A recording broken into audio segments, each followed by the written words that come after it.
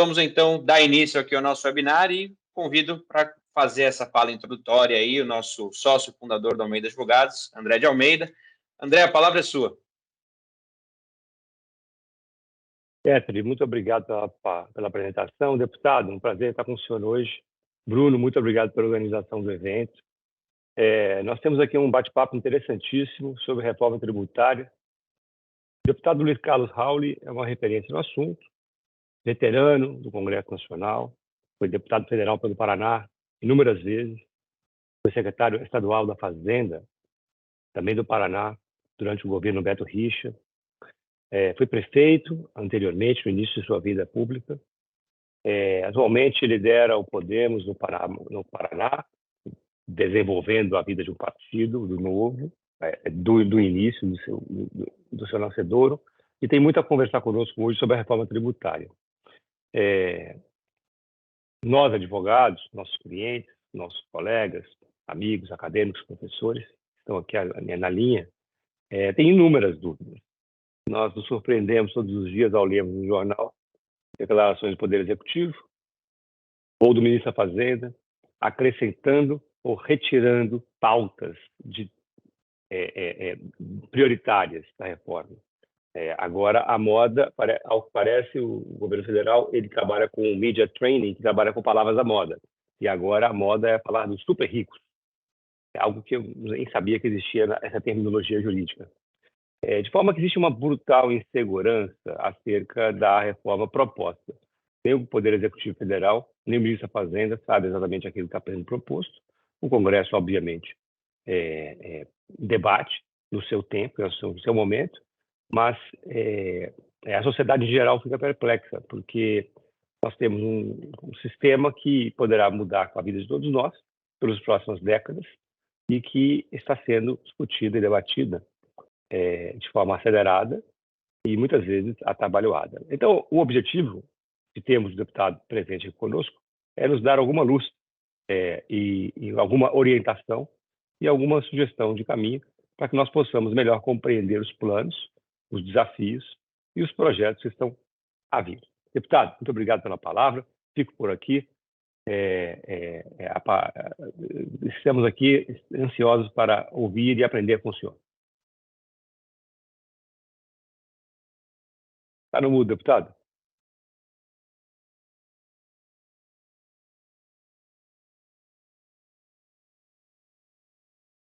Ainda está no mudo, deputado.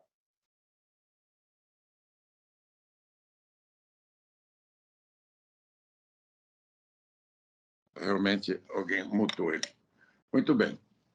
Muito bom dia. Uma alegria muito grande estar com vocês aqui, da Almeida Advogados, o André, o CEO aí do escritório, o Petri, amigo do meu filho, do Luiz Renato, né? E o nosso Bruno Carmona, que sempre esteve ali acompanhando o nosso trabalho em Brasília. Advogados, advogadas, clientes e demais participantes desta live. E, como todas as lives, eu aproveito realmente para dizer que a reforma tributária que está contida na PEC 45 é da mesma essência da reforma tributária contida na PEC 110 e na PEC 293. Então, ela pretende, né, e tem como objetivo a criação no Brasil do IVA, do Imposto de Valor Agregado, para substituir os piores impostos do mundo, o ISS, o ICMS, o IPI, o PIS/COFINS, que representam hoje 40% da arrecadação nacional. Esses 5 tributos são responsáveis pelo maior contencioso tributário do mundo. Nós já estamos hoje com 75% do PIB em contencioso, 7 trilhões e meio, o contencioso tributário administrativo e judicial. São as demandas do governo contra contribuintes e de contribuintes contra o governo. Esse mesmo sistema tributário permitiu o acúmulo de 45% do PIB, 4,5 trilhões de dívida ativa. Esse mesmo sistema tributário, anarco-caótico, considerado um manicômio tributário e um Frankenstein funcional, ele tem um custo administrativo de burocracia declaratória de 100 a 200 bilhões por ano. Esse mesmo sistema permitiu que o Brasil tivesse uma sonegação de 8% do PIB, 800 bilhões por ano. Esse mesmo sistema tributário, ele é o grande responsável pela mortalidade gigantesca de empresas no Brasil, pelo gigantesco desemprego crônico que o Brasil tem entre desempregados, subempregados e desalentados. Quase 30 milhões de irmãos e irmãs nossas estão desempregados. Esse mesmo sistema tributário permitiu que os salários dos trabalhadores brasileiros sejam os menores salários líquidos do mundo. A empresa gasta 2 mil, o trabalhador leva R$1.000 para casa, e esse R$1.000 que ele leva para casa, ele paga 50% de impostos. Esse mesmo sistema tributário mata e tem matado o poder de compra das famílias brasileiras, fazendo com que o mercado econômico brasileiro seja restrito por conta da baixíssima capacidade de compra da nossa população brasileira. Esse mesmo sistema tributário brasileiro matou o ímpeto do país mais potente em crescimento do mundo durante os primeiros 80 anos do século XX.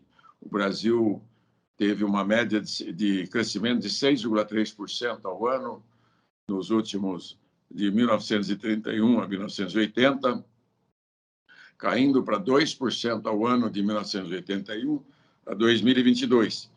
Nos últimos 20 anos, a economia brasileira teve crescimento de 0,3%, contra uma média de 5% dos emergentes e contra uma média de 3,5% da média mundial.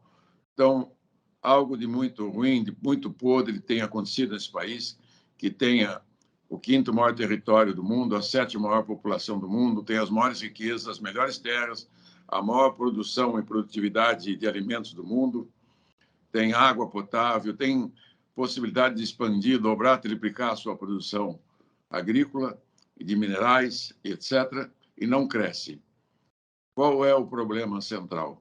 São as iniquidades, inconsistências, injustiças do nosso sistema tributário, que é o pior do mundo. Isso já vem sendo alertado pelo Banco Mundial, pelo Banco Interamericano, pelo FMI, por todas as instituições, pela OCDE, que o Brasil tem o pior sistema tributário do mundo, mais injusto, mais iníquo, que tributa os pobres com o dobro da carga tributária do que os ricos. Então, diante de todas estas constatações, nós, analisando ao longo dos anos, eu mesmo tenho 36 anos de estudos, 30 anos só no parlamento, fui 2 vezes secretário da Fazenda do Paraná, no período de 87 a 90, fui secretário da Fazenda do grande governador Álvaro Dias, que foi um dos maiores governadores da história do Paraná.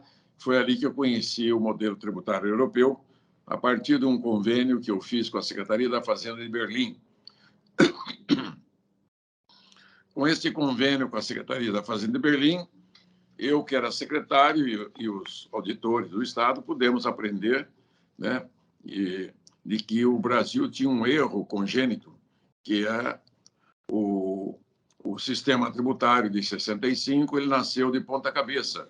Ao contrário dos modelos tributários europeus, o Brasil adotou uma tributação na base de consumo a mais confusa, a mais complexa e a pior do mundo.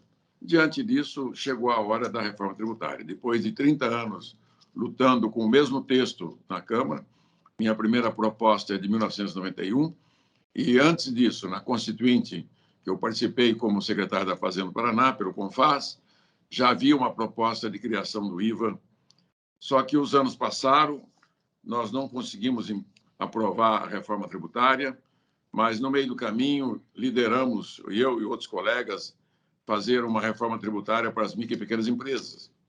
Foi aí que, em 96, criamos o Simples Federal. Em 2006, eu criei o Super Simples e o MEI Nacional, e se acabou constituindo o maior acontecimento econômico do Brasil de todos os tempos. O Simples, Super Simples, hoje abrange 95% das empresas brasileiras, 7 milhões de micro e pequenas empresas e 14 milhões de MEIs. São 21 milhões de negócios, com tratamento diferenciado privilegiado, responsável por 75% dos empregos com carteiras assinadas e 30% do PIB. Então, mas os outros setores não foram abrangidos, que tem mais ou menos 1 milhão de empresas, né? E é disso que nós estamos tratando, da base de consumo. Essa reforma não mexe na base de renda e nem na base de patrimônio. Essa reforma, 95% dela está centrada na reforma da base de consumo, que tem 75% da arrecadação brasileira sobre o consumo de bens e serviços, e aí incluindo a folha. 75% do que é arrecadado anualmente significa uma média de 25% do PIB é arrecadado sobre os preços relativos que tem na economia brasileira. Talvez tenha aí uns 100 mil itens, subitens de produtos, de bens e serviços que fazem parte da base do consumo de bens e serviços. Então, esta anarquia, esta bagunça tributária, esse manicômio tributário de ter dividido a base de consumo em dois, é uma jabuticaba muito ruim, verde ainda, que inventaram no Brasil. Só o Brasil tem isso de ter o ISS separado do ICMS e do IPI, e depois do PIS/COFINS. E aí é que o empresariado brasileiro se adaptou a essa situação para tentar sobreviver ao caos, né? Ao caos imposto pelo governo federal, estados e municípios, pelo Congresso, que nunca teve coragem de mexer no sistema tributário. Eu quero parabenizar aqui os deputados e deputadas que votaram a favor da reforma, porque compreenderam a necessidade de uma grande reforma para o país. Aqui vai meu aplauso, né, e meu agradecimento, porque esta é uma causa de todos os brasileiros. Aqui não tem como defender o interesse particular, porque é uma reforma completa, uma mudança de paradigma dos negócios. O IVA é mais do que um imposto. Ele é uma ferramenta, ele é um instrumento de negócios entre as pessoas jurídicas, que simplifica o sistema tributário, introduz a tecnologia mais moderna do mundo para a cobrança e controle da cobrança do imposto, a devolução do crédito, que passará a ser financeiro, não mais escritural, e também a partilha será toda eletrônica. E ainda cuida das diferenças tributárias, como da regressividade oriunda da tributação de consumo isonômica. Então, se nós temos 100 mil itens na economia brasileira, e esses itens são produzidos pelo setor primário, secundário e terciário, o que o Brasil oferece para os produtores desses 100 mil itens é um mercado econômico. Nós oferecemos à população, que era de 210 milhões de habitantes, agora, segundo o IBGE, é 203 milhões de habitantes. Então, o que os empresários brasileiros e profissionais liberais e prestadores de serviço têm à sua disposição é um mercado nacional que é oferecido para praticamente 25 milhões de empreendedores, empreendedoras, profissionais liberais de todas as atividades, até um pouco mais de 30 milhões de empreendedores, que têm aí a condição e a capacidade de oferecer bens e serviços à população. Quer dizer, por isso que o IVA foi criado na França, já tem um século que foi criado, e ele começou a ser introduzido há 70 anos na França, e depois esparramou pela Europa e pelo mundo. Hoje está em 174 países adotando o IVA no modelo clássico tributário, que tributa patrimônio, a base patrimônio, a base da propriedade, que é o IPTU, IPVA, ITR, ITCMD e ITBI, a base de rendas e proventos de qualquer natureza, que tributa salários, dividendos, lucros, royalties e aluguéis, e a base do consumo de bens e serviços. Essas três bases tributárias são únicas, universais. Não existe uma quarta base, onde se tem que tributar alguma coisa, né? Então, essa base do consumo ela é responsável por 75% da arrecadação. Dessa base, 40% dos 100% arrecadado são representados pelo ISS, ICMS, IPI, PIS/COFINS.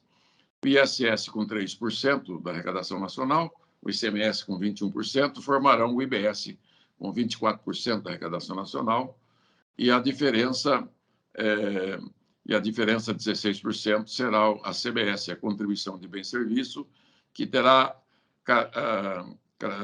exclusividade no financiamento da Seguridade, né? Esse recurso que será arrecadado pelo CBS será específico para a Previdência, Saúde e Assistência Social. O governo não poderá utilizar em nenhum outro setor, a não ser nesses 3 setores da Seguridade Social. Em contrapartida, os estados e municípios vão utilizar o imposto de bens e serviços da mesma base, com a mesma lei, a cobrança online, no mesmo momento, no mesmo instante, será processada esta cobrança no ato do pagamento da compra.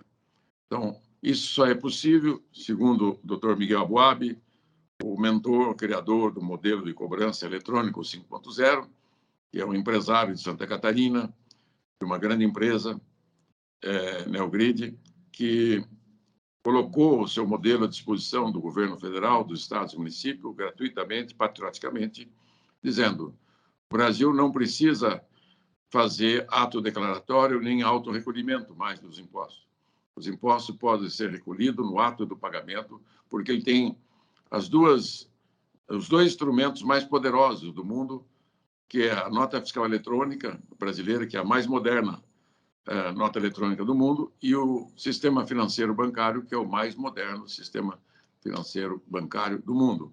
Então, o Brasil tem os 2 instrumentos necessários, ferramentas, para que o fisco brasileiro, unidos numa só cobrança, num só momento, possa que todas as compras sejam feitas com nota eletrônica, PJ, CNPJ e CPF. Todo cidadão brasileiro terá a obrigação de comprar com o CPF e uma nota fiscal. Para isso, ele será estimulado de 2 formas. Primeiro, com a devolução individualizada para as famílias de baixa renda. Segundo, ele será beneficiado com premiações, sorteios nacionais diários, de milhões e milhões de reais diariamente serão sorteados para estimular a população brasileira a tirar nota fiscal com o CPF e o CNPJ.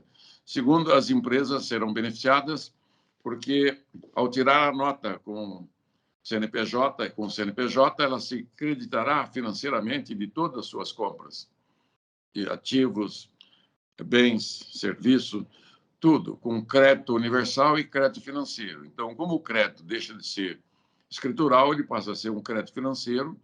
O crédito financeiro você vai ter se você realmente fez a compra, e essa compra você pagou o imposto embutido no preço, e automaticamente a sua conta CNPJ será contemplado com uma devolução do imposto que você pagou na hora que você entregar e receber o seu bem, o seu serviço, o seu produto final para o teu tomador CNPJ. E também, se você vender para a pessoa física, se você tiver algum tributo embutido, você recebe de volta. Então, o novo sistema não dá para olhar para trás. Não dá para olhar para trás, que vira estátua de sal. Esse modelo atual brasileiro não serve de exemplo para nada, para ninguém no mundo. Como ele é o pior, é o 184º pior sistema tributário do mundo, não tem nenhum exemplo a dar. O único exemplo que tem é de não fazer, não continuar com ele, porque ele é iníquo, ele matou a economia brasileira, ele derrubou o crescimento econômico brasileiro na última 2 décadas, para 0,3% ao ano. Então, o Brasil, que devia estar crescendo a 5%, 6% ao ano, ele está preso numa canga, numa guilhotina, né? Numa âncora que só afunda o nosso país. Um país tão rico e tão poderoso está aí brigando para fechar as contas primárias, faltando 140 bilhões. Quer dizer, isto num país que tem só de sonegação 800 bilhões por ano, que tem de contencioso 7,5 trilhões, que tem de dívida ativa 4, 5 trilhões. Então, o tratamento pontual acabou. Os interesses individualizados, setorizados, não existem. Para uma economia de mercado, todos os produtores de bens e serviços terão o mesmo tratamento, com exceção daqueles que estarão estabelecidos no texto constitucional, que será beneficiado o consumidor, não a empresa. Acaba com a era do benefício fiscal, das benesses, que é tirar proveito sem fazer esforço, de empresas individualizadas ou setores individualizados terem privilégios, benefícios fiscais que ficam embutidos nos preços relativos e que são pagos pelo consumidor. Com esse modelo de cobrança automática, pagamento da compra, também será possível acabar com a inadimplência, também será possível reduzir quase que totalmente o custo burocrático. Com isso, teremos uma economia nesses 5 tributos de algo acima de 500 até 600 bilhões por ano, que será diminuído dos custos de produção das empresas e das costas do bolso do consumidor brasileiro. Como o tratamento é isonômico, não dá para dizer que um setor vai perder, outro vai ganhar, porque todos terão tratamento isonômicos. Um prestador de serviço só existe porque existe o produtor rural, porque existe o produtor industrial, e vice-versa. O setor primário. Secundário só existe porque tem o prestador de serviço e tem o comerciante lá na ponta. Então, o serviço ele convive com a produção de bens e a produção de bens com serviços. Então, quando se fala meu setor, o serviço é tanto, é porque ele presta serviço para o produtor, né? Um produtor rural terceiriza hoje arar a terra, contrata o trator terceirizado. Plantar, ele contrata o plantador terceirizado. Colheita, terceirizado. O transporte, terceirizado. A secagem do seu produto, terceirizado. E a oficina, terceirizado. E assim por diante. Então, tanto o produtor rural hoje, que tem crédito cumulativo de 12%, de crédito cumulativo que ele não consegue receber, porque nem o governo estadual, nem o governo federal, nem o municipal nunca lhe devolveram nenhum tostão desses créditos, passarão a receber 100% dos créditos financeiros das suas aquisições para produção. O mesmo com o setor industrial, que tem 7% de crédito cumulativo, vão receber de volta. E mesmo o prestador de serviço brasileiro, que tem 12% dos seus preços cumulativo de tributos embutidos que ele não consegue receber de volta, porque eles fazem pagamento monofásico do ISS e do PIS/COFINS. Então, dessa maneira, todos ganharão, não haverá perdas. E, com isto, haverá uma diminuição de custo, uma modernização sem precedente. O nosso sistema tributário, que é o 184º pior do mundo, passará a ser um dos 10 melhores do mundo. Só lamento que a Câmara tenha aceito ali uma transição longa, né? É um tempo muito longo, mas aprovado no Senado, que eu tenho convicção, né, de que o Senado vai aprovar, porque eu trabalhei o Senado nos últimos 4 anos com a PEC 110, junto com o senador Roberto Rocha.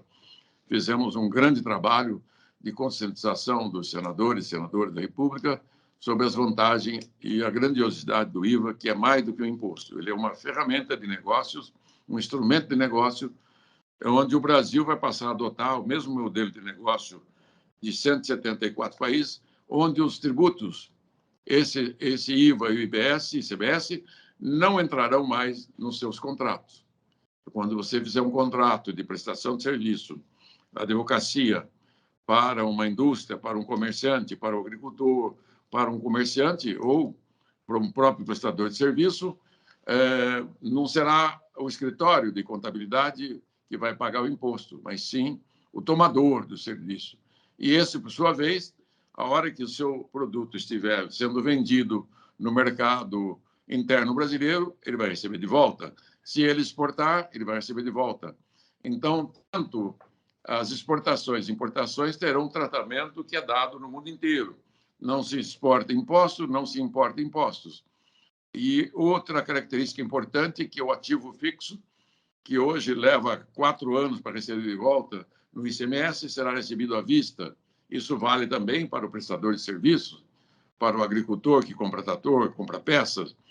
Isso vale para os profissionais liberais que compram máquinas, mobiliam, constroem escritórios. Todo o ativo fixo será devolvido em tempo real, porque nenhum país sério no mundo cobra impostos sobre o ativo fixo. Com isso, vai ajudar o Brasil a aumentar a sua produção de ativo fixo, de investimento fixo. O Brasil é um dos mais baixos do mundo. Com esse modelo, eu acredito que, sendo isonômico, haverá uma concorrência justa, transparente, uma verdadeira economia de mercado liberal, onde os concorrentes, né, dos mesmos ramos, um não terá privilégio em detrimento de outros, como é hoje. Hoje, uma empresa tem benefício fiscal e a outra não tem. Uma paga em dia, a outra não paga. Um judicializa o seu imposto, o outro não judicializa. Um sonega, o outro não sonega. Bom, com o modelo que estão propondo, haverá uma sincronia, uma energia toda positiva rumo a um país que vai adquirir credibilidade nos negócios internamente e internacional. Eu já fiz palestra nas principais embaixadas dos países mais ricos do mundo, aqui em Brasília, já fiz nos Estados Unidos e outros países, e todos empresários e governos que assistiram, tão logo o Brasil implante o IVA, os investidores internacionais vão aportar ao Brasil muito mais investimentos do que na China. Então, isso é auspicioso, porque realmente o que tem impedido o Brasil é o manicômio tributário jurídico, que essa frase foi cunhada por um colega de vocês, Dr. Becker, do Rio Grande do Sul, contra entre nós, está no paraíso, e é um Frankenstein funcional que vem matando a economia brasileira. Com isso, nós vamos ter aí um atleta olímpico, né? Um atleta que fez a maratona, né? Que vai correr, fazer com que a economia cresça e prospere, sem que haja esperteza pelo meio do caminho. Então, nós vamos introduzir uma era de segurança jurídica, segurança tributária, estabilidade econômica, porque somente a reforma tributária tem o potencial de levantar a economia brasileira.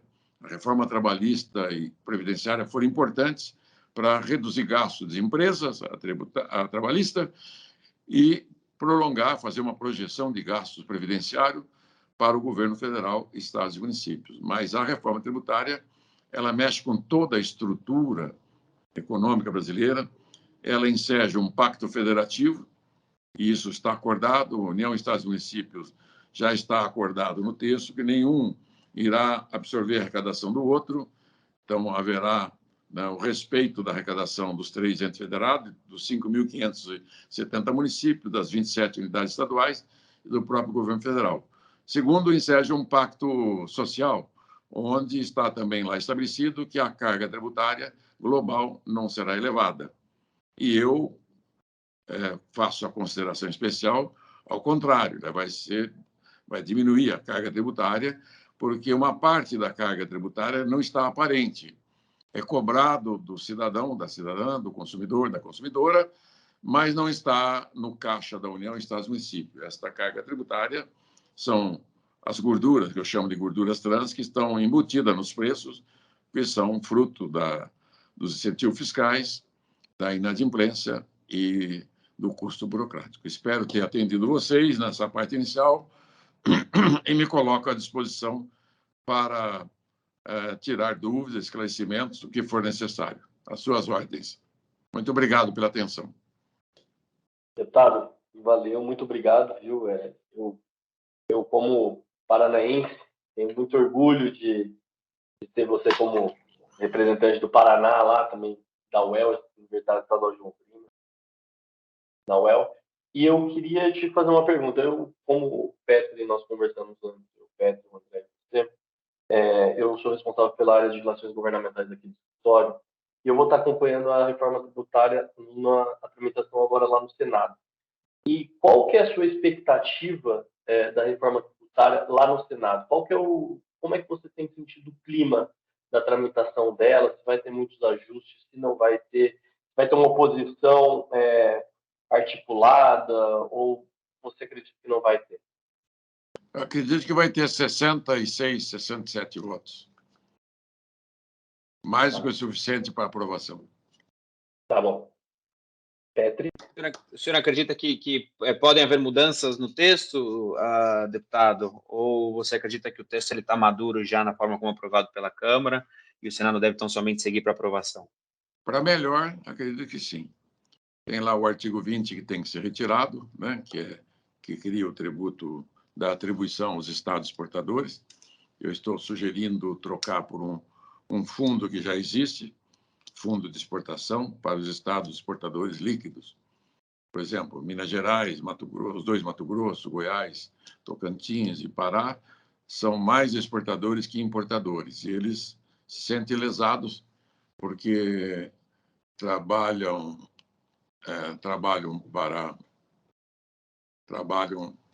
para o Brasil nas exportações e não são recompensados, né?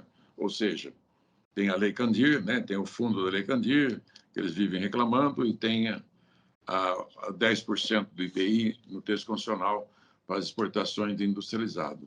Eu estou sugerindo unificar os dois fundos, fazer um fundo um pouco maior, para contemplar esses estados exportadores no saldo líquido de exportação. Segundo, quanto mais isonômico for o tratamento dos 100 mil itens, digamos, que tem a economia, o supermercado, os supermercadistas e os atacadistas me colocaram que eles vendem para os supermercados 100 mil itens, subitens, né? Então, eu imagino que devem ter uns 70 mil itens, desculpe, e tem uns 30 mil itens outros. Nos 100 mil itens tributáveis, né, que são base tributária de bem e serviço do Brasil, se você zerar 10 mil itens, significa que você tem que levantar a alíquota de 90 mil, entendeu? Então, quanto mais isonômico for os 100 mil itens, melhor para a economia e para a concorrência. Todos terão a mesma carga e o consumidor terá visibilidade do que está pagando e haverá, assim, um fluxo contínuo de débito e crédito, com ressarcimento dos créditos financeiros em tempo real, com as devoluções, com as partilhas, tudo em tempo real, por um sistema nas nuvens, né? O dinheiro nunca mais vai passar pela mão da empresa, do contador, e nem do governo federal, nem estados e municípios. O trânsito de dinheiro no sistema bancário será feito como é hoje, o Super Simples, que eu criei em 2006. Ele será partilhado em tempo real, né? Cada 2 dias será feita a partilha da arrecadação feita. Então, tudo eletronicamente, tudo, né, digitalmente, sem nenhuma manipulação de nenhum governo, nem federal, nem estadual, nem municipal, nem a mão do contador, nem da empresa, né, para saber se vai mexer, pagar mais, pagar menos, se não paga, isso acaba. Essa era da esperteza acaba. Perfeito, excelente. Deputado, eu queria fazer mais uma pergunta para o senhor, agora a respeito de um tema que o senhor já abordou na sua fala inicial, mas como é um tema que está super polêmico, eu acho que tem sentido a gente falar um pouquinho mais. Enfim, muito tem se dito a respeito do impacto potencialmente negativo que a reforma tributária pode trazer para o setor de serviços.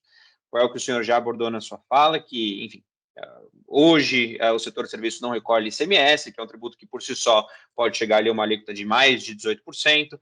Diversas atividades têm uma tributação ali, uma forma de apuração específica de PIS e COFINS, e esse é um discurso muito forte que vem sendo difundido.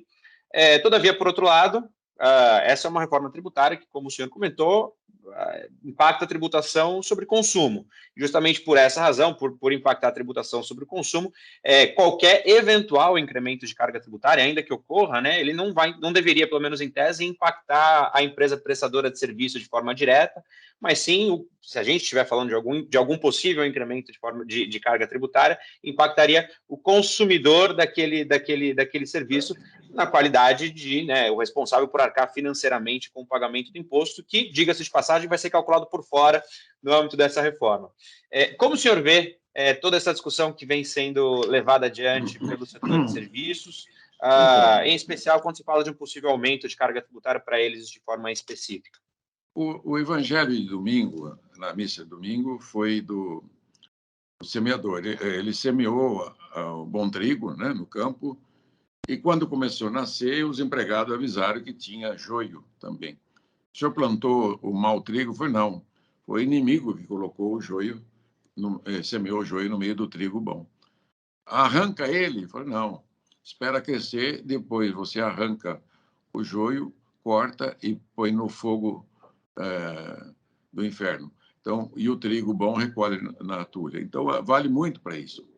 A intriga, né, contra a reforma tributária, ela tem caráter ideológico ou é um caráter de, para alguns aí que achavam que tinham descoberto a pólvora, né, com algum modelo de sistema tributário, né? Só que tanto eu, que defendo o IVA há 36 anos, quanto o pessoal do CECIF, o Baleia Rossi, os defensores do IVA, nós simplesmente adotamos o imposto que já é adotado em 174 países do mundo.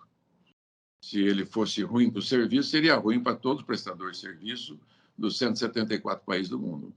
Então, é um fake tributário que os próprios dirigentes do setor estão acreditando nisso que eles falaram, que eles pregaram, né?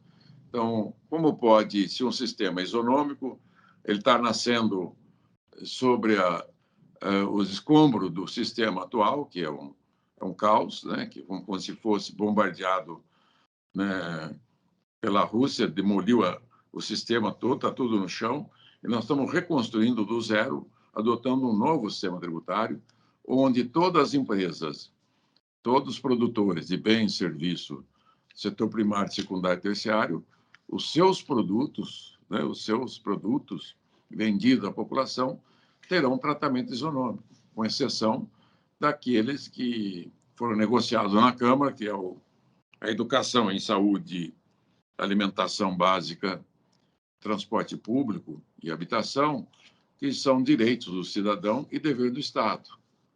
O cidadão brasileiro tem na Constituição alguns direitos, né? E o Estado, o governo federal, o Estado e o município têm dever.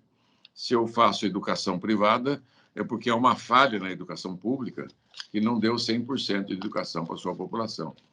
Se eu faço saúde privada, é porque é uma falha do setor público que não conseguiu dar 100% de saúde pública para toda a sua população. O mesmo transporte público e a alimentação, que ela é um direito, né, universal, o direito à comida, e para isso foi decidido que a cesta básica terá alíquota zero, e medicamento com redução de 60%, que também tem característica, né, de essencialidade na vida humana. Então, é saúde. Então, eu digo assim, a tributação de um prestador de serviço, de uma empresa, do agricultor é zero, da indústria é zero, do prestador de serviço é zero, do varejista é zero. Então, como é que pode prejudicar se ele não vai pagar nenhum centavo? Quem vai pagar é o consumidor final. E tudo que for tributado nele, ele vai receber de volta. Ah, mas eu não tenho... Minha cadeia produtiva é curta. Não importa, mas não é ele que vai pagar. Vamos pegar o caso de vocês, advogados. O que vocês venderem para uma PJ, quem vai pagar o tributo não será vocês, será o tomador de serviço, que, por sua vez, vai ressarcir esse valor na hora que o produto dele for vendido à população.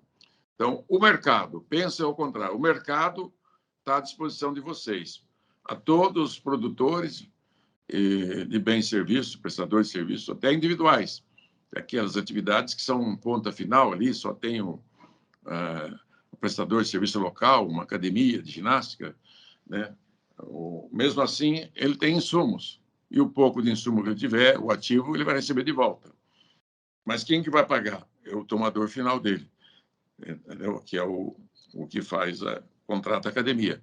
E se a academia estiver enquadrada na saúde, ele poderá ter um tratamento diferenciado, né? Como é os casos. Aí, para diminuir o quê? O preço para ele? Não, para diminuir o preço para o tomador dele. Se tiver que dar um benefício fiscal daqui para diante, nós temos que dar para o consumidor.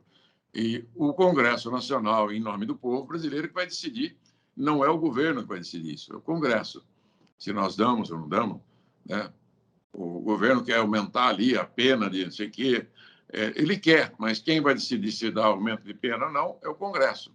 E eu duvido que esse tipo de bobagem passe no Congresso, entendeu? Porque aqueles que votaram a favor da reforma tributária da PEC 45, a maioria não são governo. Votaram porque há um interesse nacional embutido, né, inserido nisso tudo. E eu, graças a Deus, dei a minha contribuição dizendo, pode votar que o projeto é bom. Tem pequenos defeitos, mas não macula o todo, né, o todo da reforma, que é a implantação do IVA brasileiro. Perfeito, deputado, muito obrigado. Faço aqui já mais uma outra pergunta, pegando o gancho do que o senhor comentou a respeito do tratamento isonômico para todos os setores, e até fazendo já um link com uma pergunta que a gente recebeu aqui por e-mail de uma das pessoas que estão aí na audiência, que é a respeito da tributação para as empresas de tecnologia, enfim, de forma geral, não só as big techs, que hoje em dia existe um mito que é frequentemente veiculado na mídia e até mesmo por alguns parlamentares de que as grandes empresas de tecnologia não recolhem tributo no Brasil ou recolhem menos do que deveria, e há um receio no setor de que venha uma tributação adicional para elas, enfim, na forma de alguns projetos de lei que já existem aí em tramitação, como, por exemplo, de se impor um Digital Service Tax, um imposto específico para empresas de serviços digitais. Me parece que com a reforma tributária isso acaba ficando um pouco de lado. Acho que essas ideias que existiam lá atrás no âmbito de uma reforma tributária acabam não indo adiante, mas gostaria de saber aí a posição do senhor a respeito desse assunto. E também em relação a um possível creditamento sobre folha de pagamentos, que é algo que vem começando a ser defendido por algumas associações aí do setor de serviços. Como você sabe, a mão de obra é a principal despesa aí dessas empresas. E gostaria de saber se o senhor vê com bons olhos essa possibilidade de se ter um crédito sobre a folha de pagamentos. Bom, Petri, a grande vantagem do IVA único nacional, destino uma só lei, no mesmo momento vai cobrar o IBS-CBS, com a mesma inscrição, a grande vantagem é a abrangência da base. Ela vai ser uma base, né, gigantesca, ela vai capturar todas as compras e vendas da sociedade brasileira. Tudo que tem na internet captura tudo, né? Então, todas as atividades terão um tratamento isonômico. Então, e crédito universal também, todos serão crédito universal. Se importou, paga a alíquota cheia na importação e depois, internamente, vai se creditar no que vender para o mercado consumidor interno. Fora o imposto de importação e exportação, que é de política econômica, ele não tem nada a ver com política tributária, né? Se o país tem interesse em fazer a proteção de algum produto, ele já faz isso, né? Aumenta a alíquota de importação ou de exportação. Então, nesse quesito, o prestador de serviço de tecnologia é um elo da cadeia produtiva importante, como é os outros setores de serviços, todos que compõem a formação de um produto, né? Que tudo, a economia começa no meio rural, né? Na produção primária, mineral, vegetal e animal, né? Então, é dali que começa todo o ciclo econômico que chega ao consumidor final e o excedente vai para a exportação e o que nós não temos produzido internamente, nós importamos. Então, em termos de economia, a ordem desses fatores, né, não altera o todo. O que vai alterar é que você tendo um tratamento mais isonômico, a população vai ganhar, porque as empresas serão otimizadas, melhora a concorrência, melhora o ambiente de negócio no Brasil, torna transparente e todos vão crescer, sem restrição, todos os negócios. O prestador de serviço, que é a atividade do futuro, do presente e do futuro, vai crescer muito mais ainda, porque a população terá mais dinheiro. Uma família que tem um desempregado passará a ter emprego pleno, essa família vai melhorar o salário, porque nós vamos diminuir os encargos da folha, que é a segunda etapa da reforma. Eu já estou preparando o projeto de lei para começar a defender a ideia de que a folha de pagamento, o INSS patronal, o salário de educação Sistema S e o fundo rural, podem ser transferidos, realocados para o IVA, para a CBS federal. Porque a parte estadual e municipal está feita com o IBS. A parte federal, com PIS, COFINS e IPI, está apenas no começo, porque eles têm lá, né, toda a tributação patronal sobre a folha, só não dá para mexer no fundo de garantia, né, e nem na contribuição do empregado, tá?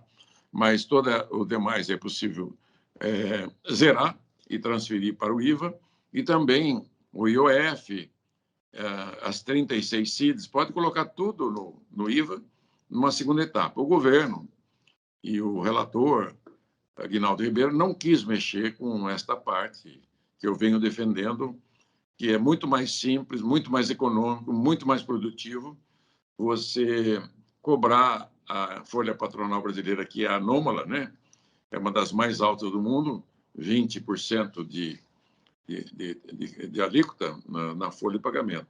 Então, isso realmente pesa muito, né, para todos, aqueles intensivos de mão de obra. O que nós queremos é que essa reforma produza milhões de empregos novos todos os anos. É por isso que está sendo feita a reforma, né? Ela vai resolver o problema do desemprego crônico também, tão logo ela entra em funcionamento pleno. Então, mas dar crédito da folha não é possível, não. Isso acaba atrapalhando o funcionamento do sistema. Então, é possível fazer essa mudança rapidamente e eu me coloco à disposição dos defensores dessa mesma tese que eu tenho defendido. Então, estou inteiramente à disposição para ajudar a convencer e a colocar a folha de pagamento dentro do IVA, que é a melhor forma de arrecadação, muito melhor que o da folha, porque ela acaba impedindo a empregabilidade, diminui o apetite do empresário em contratar mais gente. E isso também diminui o salário líquido, né? Os encargos acabam diminuindo muito o salário líquido e diminui o lucro da empresa. Isso é muito ruim, é nocivo. Perfeito, excelente, deputado. Recebemos aqui uma pergunta agora a respeito da cadeia de reciclagem, deputado. A gente nota que o texto aprovado na Câmara dos Deputados deu uma atenção especial para questões ambientais, né? Tanto é verdade que tem ali a previsão expressa no sentido de que bens e serviços que forem prejudiciais ao meio ambiente poderão sofrer uma tributação adicional pelo que então tem sido chamado de imposto seletivo. Falando agora de reciclagem especificamente, né, muito também foi discutido sobre haver ou não um tratamento tributário diferenciado para a reciclagem, sendo que no texto final do deputado Aguinaldo Ribeiro, ele previu lá a outorga de crédito presumido para aqueles adquirentes de materiais recicláveis de pessoas físicas ou cooperativas. Vou agora para a pergunta que nós recebemos aqui.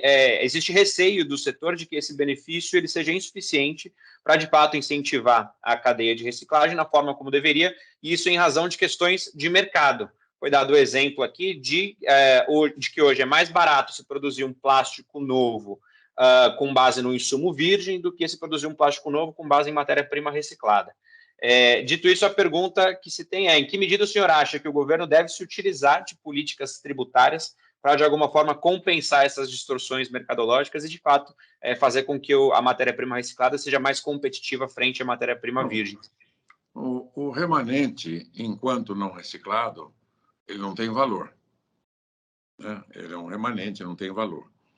O agroquímico, as embalagens são recolhidas da zona rural, tem um sistema que hoje recicla 97% das embalagens da zona rural brasileira. Alguns tipos de embalagem, como latinhas e outros, já têm níveis. No caso rural, o INPE é o dobro do recolhimento americano, da reciclagem, né? Por isso que a agricultura brasileira é a mais moderna e a mais agroambiental do mundo. Ela recicla quase todas as suas embalagens e tem um cuidado muito grande com a terra, com as matas ciliares, com as microbacias, com o meio ambiente rural.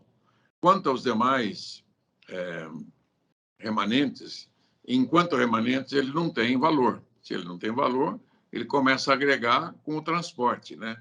E a manipulação, visando aí a reciclagem. Quando ele está reciclado, ele passa a ter um valor agregado. Como o imposto é de valor agregado, precisa estudar especificamente como estimular esta cadeia produtiva, né, retroalimentar e fazer com que o que é possível reciclar, a gente possa fazer a reciclagem deles. Então, eu também estou à disposição, conheço uma parte do setor bem, né, e acho que o dispositivo é para estimular o que o Agnaldo colocou. Não sei se podemos falar hoje no IVA moderno em crédito presumido, porque para ter o presumido tem que ter o dinheiro. O crédito só vale se ele tiver financeiro, não é mais escritural. Ali ele cometeu um pouco de confusão entre o crédito financeiro e o crédito escritural. Com o fim do crédito escritural, o crédito presumido, alguém tem que pôr dinheiro para que ele se transforme em dinheiro. Então, não sei, né? Mas, de qualquer maneira, o Brasil tem o dever de dar esse exemplo, de dar o melhor tratamento aos seus reciclados, porque ele tem sido muito bom, tem sido excelente em vários produtos, como eu disse, as latinhas, né, as embalagens da zona rural, né, o ferro é muito bem reciclado, né, a madeira é pouca, mas os plásticos é muito mal reciclado, as garrafas muito mal recicladas, né, e assim por diante. Perfeito.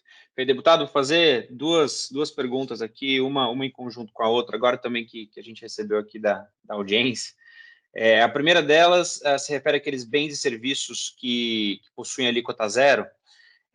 Como ficaria a questão dos créditos que esses setores obtiverem ao longo da cadeia? Eu acho que isso guarda muita relação com o que o senhor tem dito a respeito da diferença entre o crédito escritural e o crédito financeiro, né? Há um receio dos setores de que isso possa vir a virar um crédito podre, mas me parece que não seja o caso, já na medida em que se trata de um crédito financeiro e não mais de um crédito escritural. E já emendando numa outra pergunta, gostaria de questionar o senhor a respeito do período de transição, que é um período de transição relativamente longo.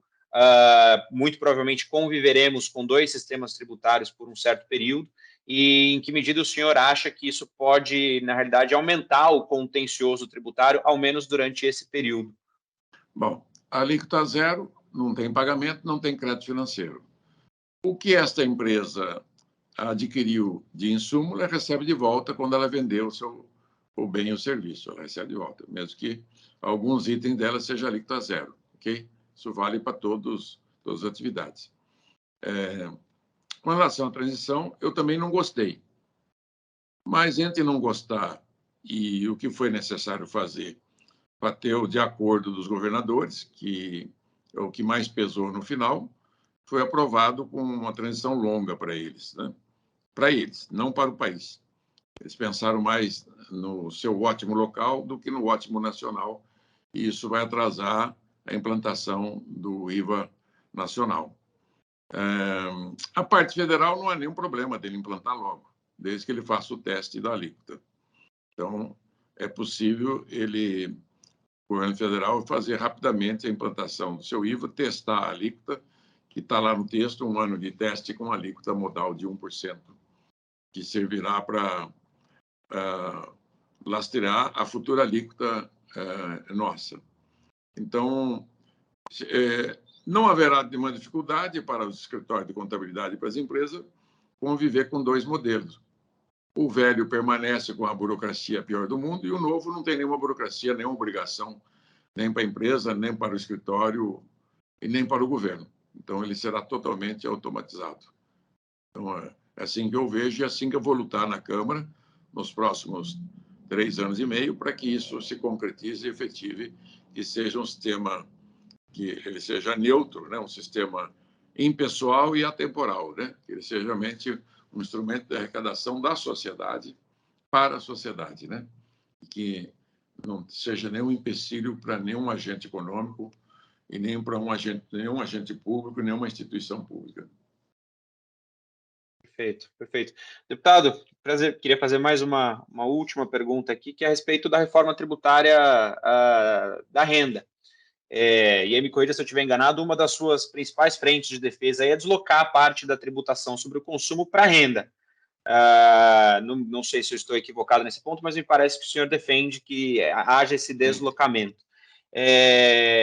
Pois bem, feita essa primeira reforma, né, sobre o consumo, como o senhor enxerga a próxima etapa, né, da reforma tributária relacionada à tributação sobre a renda, e havendo uma majoração da tributação sobre a renda, o senhor vê espaço para lá na frente, eventualmente, a gente voltar atrás e diminuir a tributação sobre o consumo, mesmo já tendo aprovado o IVA e o IBS, o CBS e o IBS nesse momento?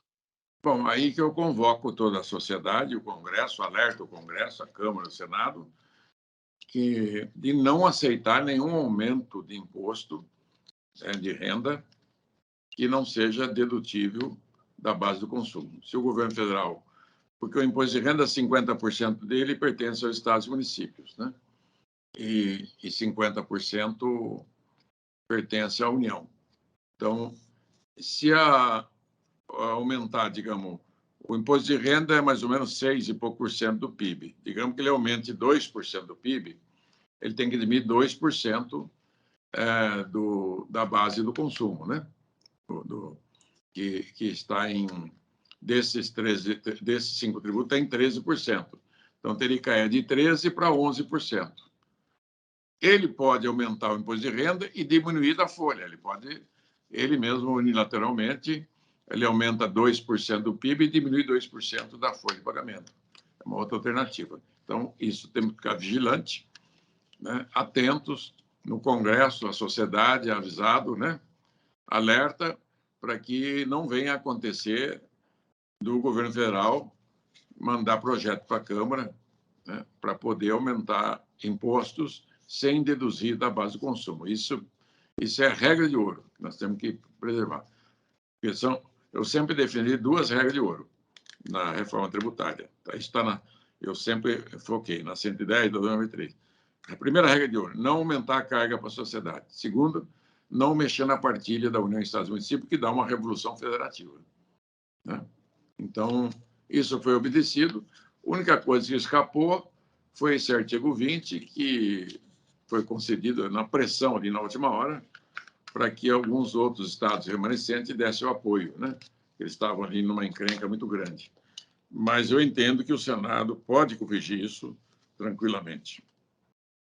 Perfeito, perfeito. Deputado, estamos aqui chegando aqui ao final do nosso tempo, que a gente tinha separado para o webinar, então gostaria aí vou passar a palavra rapidamente para o Bruno e para o André também, para fazerem considerações finais, mas gostaria de agradecer uma vez mais o deputado aí pela presença, por todos os conhecimentos que foram compartilhados, por ser um defensor tão ferrenho aí da reforma tributária. Eu particularmente concordo que é uma reforma necessária para o nosso país.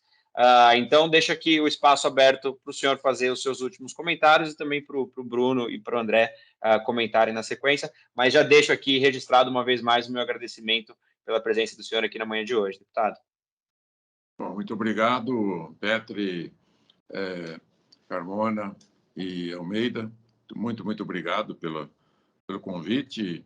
E quero o link, né? Vocês devem publicar isso. Me manda também para compartilhar na minha rede. E sempre à disposição, né? Esclarecer é a minha missão.